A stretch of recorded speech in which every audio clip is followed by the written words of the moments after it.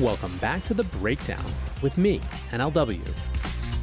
It's a daily podcast on macro, Bitcoin, and the big picture power shifts remaking our world. What's going on, guys? It is Monday, July 31st, and today we are closing out the month with a DeFi exploit. Before we get into that, however, if you are enjoying The Breakdown, please go subscribe to it, give it a rating, give it a review, or if you want to dive deeper into the conversation, come join us on the Breakers Discord. You can find a link in the show notes or go to bit.ly/breakdownpod.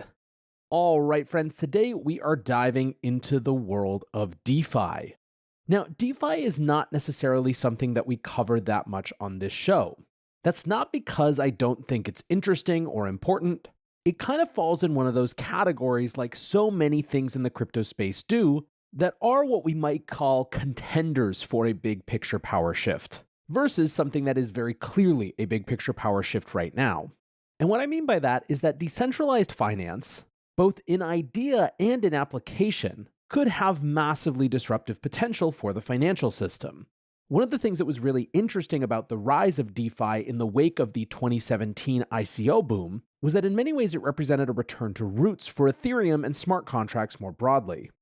A lot of the ICO excitement of 2017 had been the tokenize the world, use tokens as a way to incentivize network participation kind of model, whereas DeFi really got back to financial primitives and how composable financial applications could layer on top of one another to do some really interesting things, or at least be one of the most sophisticated casinos we've ever seen. Of course, which of those better explains DeFi to you is kind of in the eye of the beholder.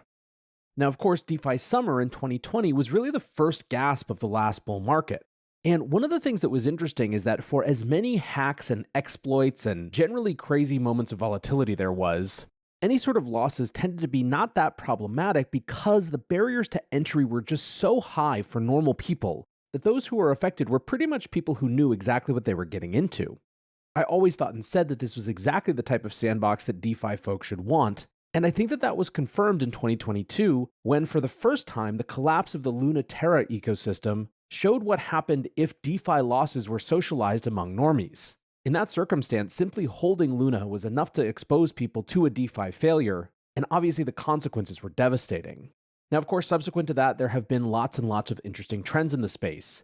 DeFi on Bitcoin has been a growing topic of discourse, and when it comes to the regulatory sphere, it kind of sits as this thing that is just hovering beyond the surface.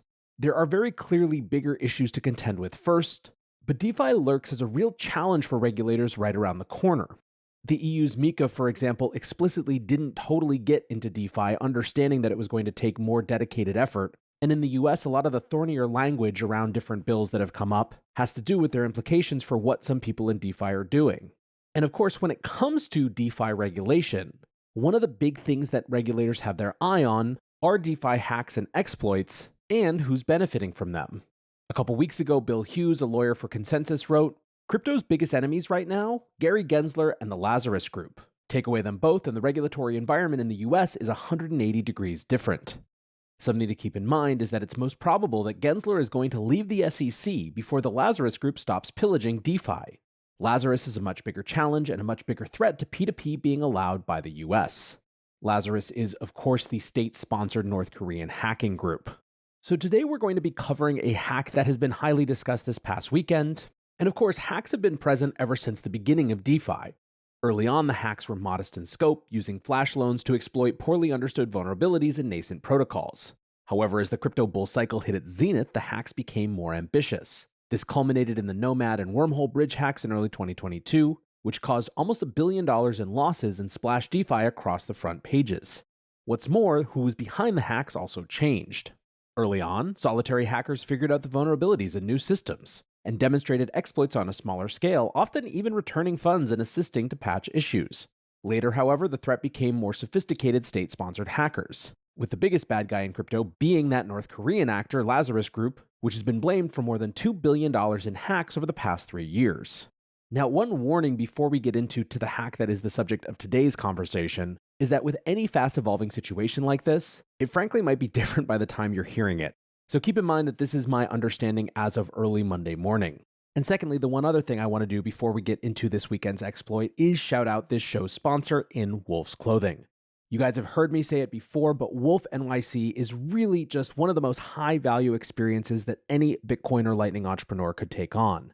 It's an in-person accelerator program that comes with funding, mentorship, all the things that you need to help your Bitcoin startup grow. They're accepting applications for their third cohort right now, and you can find more and apply at wolfnyc.com.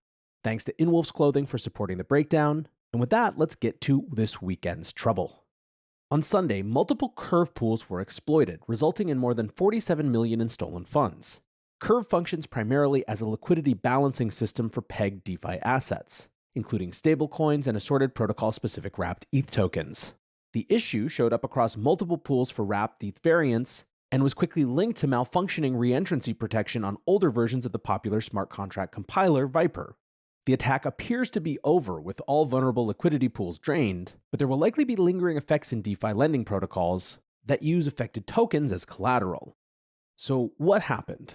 The vulnerability in the code allowed what's known as a reentrancy attack. This is when a smart contract can be accessed with reference to outside code. This allows an attacker to make multiple withdrawal requests before the smart contract updates their balance. This reentry to the smart contract multiple times within the same command allows a liquidity pool to be drained entirely. Essentially, an attacker deposits a small amount of ETH into a smart contract and then executes repeated withdrawal requests before the smart contract can update. We've seen these sort of attacks throughout the history of Ethereum, with the original 2016 DAO hack being a reentrancy attack, as was the more recent 2021 Cream Finance attack. However, one of the reasons this attack came from left field is that Viper was intended to protect against this form of exploit. Viper is a popular Python variant that can be used to write and deploy smart contracts. The code's compiler has built-in reentrancy protection, or so everyone thought. It turns out that reentrancy protection worked properly for some smart contract designs, but failed for particular use cases. It appears that this vulnerability was discovered and exploited as a zero-day attack. The exploit only affected certain liquidity pools compiled using older iterations of Viper. Update notes don't acknowledge this is a change in more recent versions which were unaffected by the attack, so it seems that the team at Viper had fixed the bug inadvertently in later versions of the compiler. Viper acknowledged the exploit as soon as they became aware and asked teams using the vulnerable versions of the compiler to get in touch. Now, one of the wrinkles during the attack was the live disclosure of the vulnerability. DeFi attacks have become a growing point of interest for crypto Twitter over the past few years, and one blockchain audit firm was accused of clout chasing by publishing the attack vector while the exploit was still ongoing. At the time, only the smaller wrapped ETH pools had been exploited for around 22 million, and the disclosure indicated that the much larger ETH curve pool was vulnerable to the same attack. Now, following that disclosure, the call went out for white hats to mount a rescue operation. The white hats were in a race to drain the remaining vulnerable pool ahead of attackers. The details are still a little shaky, with no comprehensive postmortems published as we record, but it seems that the group of white hats were unsuccessful at getting to the first pool, losing the race by about 30 seconds. 21 million of tokens were emptied out of the ETH curve pool. However, as the dust settled, it appeared that an MEV frontrunner named Coffee Babe was able to get ahead of the attackers' transactions and drain the pool first. Coffee Babe later refunded a significant portion of the drained funds to deployer addresses, so it appears some of the damage has been mitigated. Now, Curve, for their part, clarified the nature of the exploit, tweeting that, quote, "The dangerous combination was the affected Viper version and using pure ETH," later adding that Curve USD contracts and any pools with it are also not affected. Now, of course, in the wake of attacks like this, there is always an attempt to find someone to blame. Taking the Viper team at their word, it seems like no one knew the vulnerability existed. Senior Doggo, a contributor at Viper, wrote a thread about the hack. Doggo said, "The worst thing about the Curve hack is that this is not something a typical researcher would have looked for. They dug deep in our release history to find an exploitable issue for a large protocol with many millions at stake. This took a significant amount of time to identify. I think it's on the order of weeks to months to find. The execution was fairly coordinated, perhaps by a small group or team. We might find more information soon, but I think it's reasonable to suspect that state-sponsored hackers could be involved due to the resources invested. Why is that concerning? Well, it seems lately that hack amounts are getting smaller and smaller. There's a few big-ticket hacks like there was during DeFi and NFT summers, with new billion-dollar protocols launching seemingly out of nowhere every week. The market has been contracting, which means opportunities for bugs is also contracting, which means black hats are looking for fresh, untapped sources to explore. I think that fresh, untapped source is now searching for compiler 0 days. That's terrifying for a number of reasons. First, there's legitimately only 2 compilers with any sort of use. Viper's codebase is smaller and easier to read, with less changes to analyze over its history, so maybe why it starts there. but Viper is only a small portion of contracts in use. Solidity is bigger, of course. Second, compilers don't get reviewed or audited as much as you think. Most compilers are making significant and frequent changes, and that makes it bad for auditing. Even if there is a full codebase audit, it's out of date the more releases that are added after that point. There's not really a good reason to audit the compiler, since it makes more sense to audit the final product that the end user produces with the tool, which is the raw EVM code. Except most teams don't do formal verification, just testing and maybe fuzzing, then an audit. However, most auditors assume exactly that. The code that the compiler produces is exactly the code that the project intends to use for the purpose of auditing. Basically, assume the compiler is quote-unquote correct, and it's the user using the language incorrectly if there's a problem. All of this points towards the last issue. There's an incentive problem. No one is incentivized to look for critical exploits in compilers, especially versions released in the past. Only as far as it impacts end-user projects can you apply for bounties, but that's a lot of hoops. So what about the fallout? While the attack is over, the contagion event has only just begun. A handful of smaller lending pools have already taken massive losses during liquidation due to price volatility in curve markets and some forms of wrapped ETH. One of the silver linings to come out of the attack was a few DeFi safety features kicked in to prevent a catastrophic liquidation cascade. Firstly, major protocols use Chainlink's pricing oracle, which excludes outlier pricing and includes price data from centralized exchanges. This means that their price feed maintained a more accurate market price to be used for liquidations throughout the incident and didn't trigger a collapse.